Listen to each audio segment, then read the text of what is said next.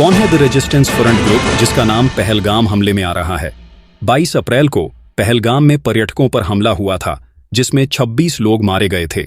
भारत सरकार ने अगस्त 2019 में जम्मू कश्मीर को विशेष दर्जा देने वाले संविधान के अनुच्छेद 370 को खत्म किया। कथित तौर पर उसके बाद ही द रेजिस्टेंस फ्रंट यानी TRF का गठन हुआ। लेकिन यह ग्रुप 2020 के शुरुआती महीनों में सुर्खियों में तब आया जब उसने जम्मू कश्मीर में कई हिंदुओं की टारगेट किलिंग की जिम्मेदारी ली थी। इस ग्रुप ने भारत की सत्ताधारी पार्टी BJP के कार्यकर्ताओं और उनके सहयोगियों को भी निशाना बनाया।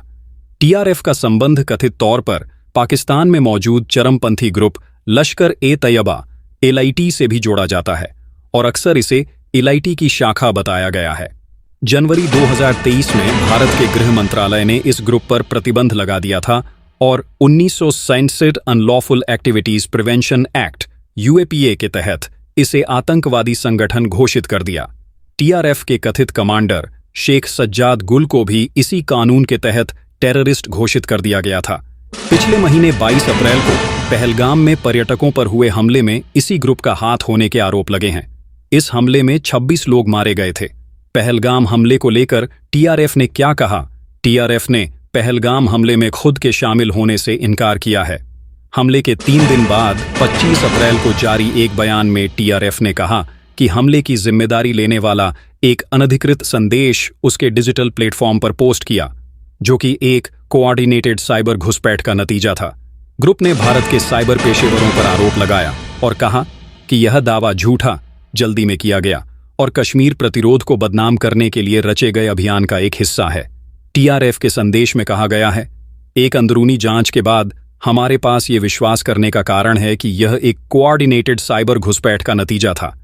इस उल्लंघन का पता लगाने के लिए हम एक संपूर्ण जांच कर रहे हैं और शुरुआती संकेत में भारतीय साइबर इंटेलिजेंस ऑपरेटिव्स के हाथ होने का पता चला है। यह बयान द रेजिस्टेंस फ्रंट J&K के टेलीग्राम चैनल पर पहले पोस्ट किया गया और ग्रुप का दावा है कि यह उसका एकमात्र आधिकारिक प्लेटफॉर्म है। ये ध्यान करने वाली बात है कि यह टेलीग्राम चैनल 25 अप्रैल को ही बनाया गया था और उससे पहले कोई पोस्ट नहीं डाली गई थी। हालांकि भारतीय अधिकारियों ने TRF के ताज़ा बयान की सत्यता की न तो पुष्टि की है और न ही उसका खंडन किया है। एक पोस्ट में कहा गया है, हम सैद्धांतिक आधार पर प्रतिरोध करते हैं, न कि नाटकीय बर्बरता के माध्यम से। हम कब्जे के खिलाफ लड़ते हैं, नागरिकों के खिलाफ नहीं। साथ ही कहा गया है कि इस खून खराबे में TRF का कोई हाथ नहीं था। भारतीय मीडिया में TRF के पहलगाम हमले के खंडन को पाकिस्तानी दबाव से जोड़ा जा रहा है, जबकि भारतीय मीडिया में आमतौर पर पहलगाम हमले के लिए इसी ग्रुप को जिम्मेदार ठहराया जा रहा है। भारत के विदेश सचिव विक्रम मिस्री ने 7 मई को एक प्रेस ब्रीफिंग के दौरान इस ग्रुप को सीधे जिम्मेदार ठहराया। पाकिस्तान और पाकिस्तान प्रशासित कश्मीर में कथित चरमपंथी ठिकानों को निशाना बनाते हुए भारतीय सेना के हमले के बाद तुरंत बाद ही मिस्री ने ये ब्रीफिंग की थी। मिस्री ने कहा, खुद को द रेजिस्टेंस फ्रंट TRF कहने वाले एक ग्रुप ने हमले की जिम्मेदारी ली है। यह समूह संयुक्त राष्ट्र द्वारा प्रतिबंधित पाकिस्तानी आतंकवादी ग्रुप लश्कर-ए-तैयबा का मुखौटा है।